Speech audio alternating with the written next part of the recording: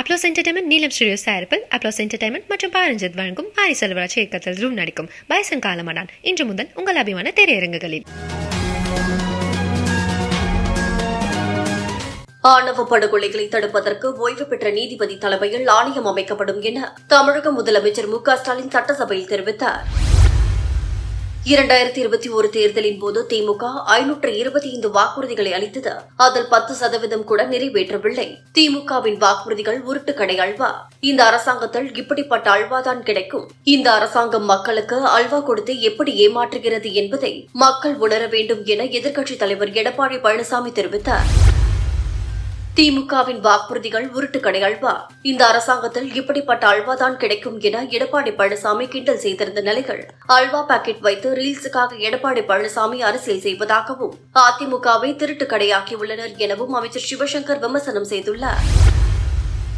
தமிழக வெற்றிக் கழகம் கட்சியின் அங்கீகாரத்தை ரத்து செய்ய வேண்டும் என வழக்கறிஞர் ஒருவர் உயர்நீதிமன்றத்தில் மனு தாக்கல் செய்திருந்த நிலைகள் தாவேக்கு அங்கீகரிக்கப்பட்ட கட்சி அல்ல என இந்திய தேர்தல் ஆணையம் பதிலளித்துள்ளது.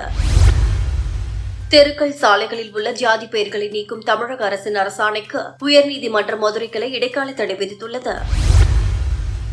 தமிழ்நாட்டிற்கு பாக்ஸ்கான் நிறுவனம் உறுதியளித்த ரூபாய் 15,000 கோடி முதலீடுகள் கண்டிப்பாக வரும் என்று தொழில்துறை அமைச்சர் TRB ராஜா கூறியிருக்கிறார்.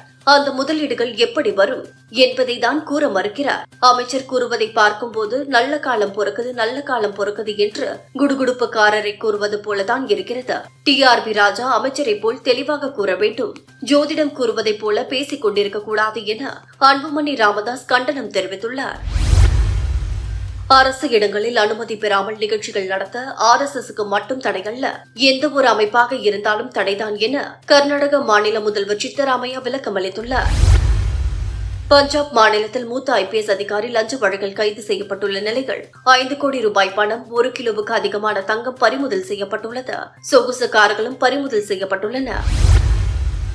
ஆளுநர் RN ரவிக்கு எதிரான தமிழ்நாடு அரசின் 2 வழக்குகளில் 4 வாரங்களில் தீர்ப்பு வழங்கப்படும் என தலைமை நீதிபதி தெரிவித்துள்ளார். சபரிமலை தங்க திருட்டு வழக்கில் முக்கிய குற்றவாளி உன்னிகிருஷ்ணன் கைது செய்யப்பட்டுள்ளார். டிரம்பும் புதினும் ஏற்கனவே கடந்த ஆகஸ்ட் மாதம் 15ஆம் தேதி அமெரிக்காவின் அலாஸ்காவில் சந்தித்து முதல் கட்டமாக பேச்சுவார்த்தைகள் நடத்தினர். இதன் தொடர்ச்சியாக தற்போது இருவரும் நேரில் சந்தித்து பேச இருக்கின்றனர். இதனால் ரஷ்யா உக்ரைன் போர் முடிவுக்கு வரலாம் என்று எதிர்பார்ப்பு நிலவி வருகிறது. இந்தியாவுக்கு எதிரான ஒருநாள் போட்டிக்காக அறிவிக்கப்பட்ட ஆஸ்திரேலிய அணியின் கேமரூன் கிரீன் காயம் காரணமாக விலகியுள்ளார். அவருக்கு மாற்று வீரர்களாக மார்னஸ் லபுசன் இடம்பெற்றுள்ளார். ஏற்கனவே ஆஸ்திரேலிய அணியில் இருந்த ஜாம்பா, ஜோஷ் இங்கிலீஷ் இருவரும் விலகியுள்ளனர் என்பது குறிப்பிடத்தக்கது. 3 போட்டிகள் கொண்ட ஒருநாள் கிரிக்கெட் தொடர் வருகிற 19ஆம் தேதி தொடங்குகிறது. 20 அணிகள் பங்கேற்கும் 10வது 20 ஓவர் உலகக்கோப்பை கிரிக்கெட் போட்டி அடுத்த ஆண்டு பிப்ரவரி, மார்ச் மாதங்களில் இந்தியா மற்றும் இலங்கையில் நடக்கிறது.